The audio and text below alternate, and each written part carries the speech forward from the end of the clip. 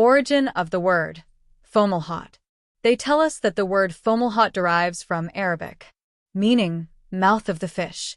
This star is located in the mouth of the southern fish, Pisces austrinus.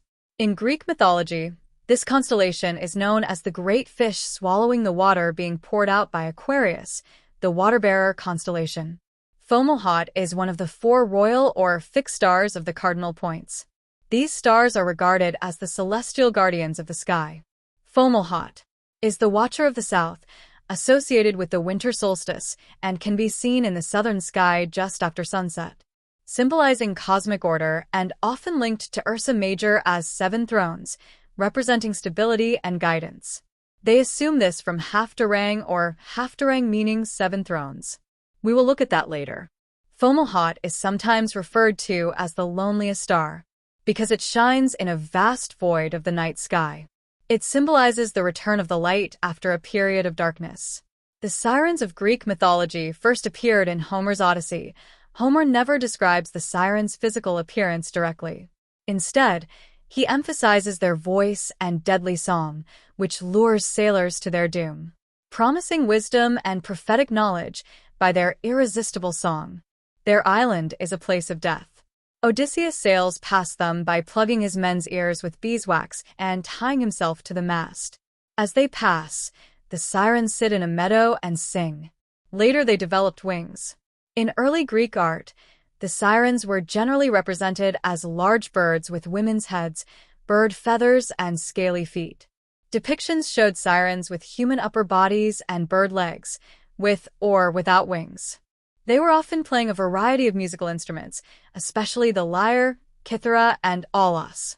Some surviving classical period examples show sirens as mermaids or tritonnesses. Some connect the Greek etymology of the sirens to syra, rope, cord, and arrow, to tie, join, fasten, resulting in the meaning binder, entangler, binds or entangles through magic song. Let's look at the word Fomalhaut as a Greek word. I do allow for vowel changes when trying to understand the word. If we start with the F, O, then change the omega to alpha, we get a root verb fa. Linked to declare, say, reveal, speak, affirm. And arrow, which was in Siren etymology as to tie, but also is used to mean say, speak, tell. Keeping the original fo root, we get words related to bearing, carrying, and fear. The sirens were not mere singers. They were oracles, voice beings. Their song reveals fate, past memories, hidden truths, and one's destined death. Thus, they embody that which is revealed through speech. Sirens are prophetic voices, daughters of earth and sea, revealing through melody. Roman poets placed them on some small islands called Surinam Scopuli, meaning shoulder blade. In some later traditions, off the island of Anthomoessa, or Anthomusa, which means blooming, flowering, and muses. Muses were considered the source of the knowledge embodied in the poetry, lyric songs, and myths that were related orally for centuries in ancient Greek culture. They were the blooming carriers of the Logos, the song of the divine universe on earth. Fear has always come before divine truth. Sometimes they were found on Cape Pelorem, a word borrowed from the Greeks meaning monstrous, prodigious, huge, with a notion to the terrible. Also in Capri and Paestum. Latin Capri, meaning goats. Paestum refers to the ancient Greek city also known as Poseidonia, located in southern Italy. The name Paestum is the Latinized form of the Greek Poseidonia, which is derived from the Greek god Poseidon and means sacred to Poseidon. All such locations were surrounded by cliffs and rocks. Now for the next part, the mal in Fomalhaut. Epithet for a goat, meaning soft, woolly, shaggy. The armpit reference is odd, but it is a place to hold the musical harps, as well as secrets or concealed objects. The scapula. In birds, it is structurally integral to the wing joint. It acts as the anchor for wing motion. Music and bird songs go together. This is why the sirens have wings. If we look at where Fomalhaut is in the heavens, it is located under the armpit of Aquarius. For the last part of the word oat, I have used a chi for the H sound. In Greek, this results in a long H sound, as in the Greek word for chaos, which sounds like the word house with an extended H sound. This is where there is a time shift, a transdimensional, because the stars have shifted. The once was will be reborn. Look to where the stars in relation to time and to where they will be. Tropical zodiac position, 0 degrees Capricorn for the winter solstice. The Greeks associated Capricorn with the goatfish Pan, who dove into the Nile or a river to escape Typhon.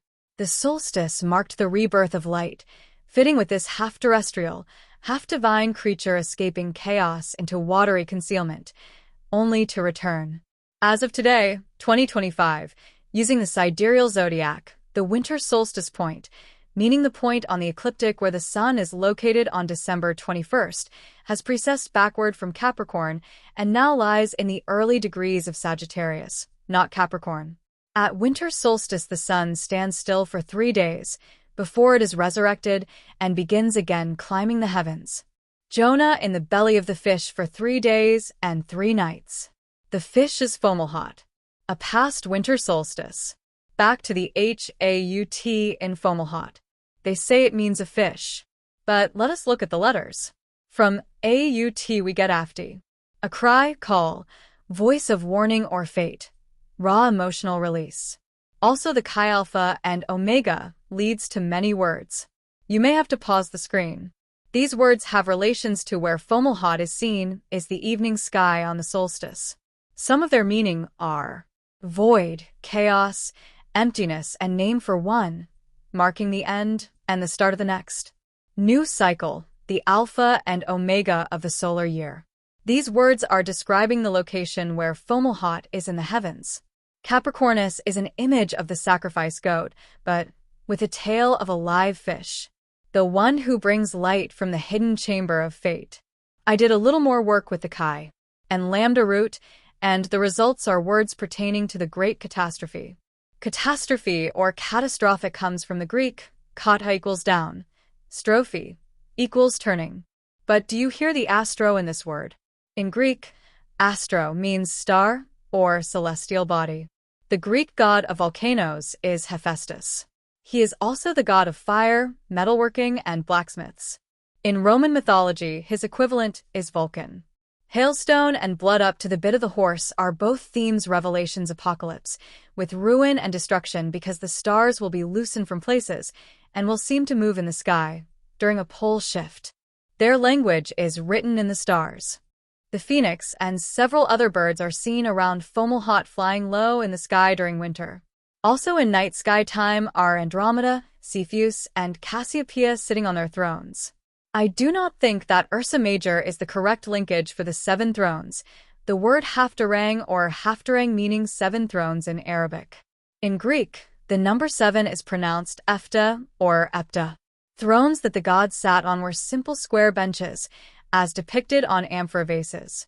The Great Square of Pegasus, a large square asterism made of 4 bright stars. While not 7, it's often referred to as a celestial box. Ursa Major and Ursa Minor, anciently used as a celestial cart, throne, or coffin. Cepheus and Cassiopeia sitting on their thrones and do have square boxes, that is 5. There should be 2 more. The Persian harangue begins with a dash or dash, which can loosely remind of Greek horos, boundary, limit, or aoros, mountain height, both symbolizing elevated places, possibly a metaphorical seat. The second part, rang, does not have a direct Greek root. A rang throne corresponds to Greek thronos in meaning the seat of authority. In ancient Hellenistic astrology, throne refers to a planet's exaltation, a place of special dignity and power, though distinct from its domicile. When it shines the brightest. I was still not satisfied with the results of a rang. It should correlate better to the Greek. Sometime Greek would be written backward, right to left. So I tried that. Lambda, nu, alpha, rho, omicron, and yes, I made a mistake and used a lambda instead of a gamma. The only result I got was box. These are for my personal notes, copyright July 28, 25 RT.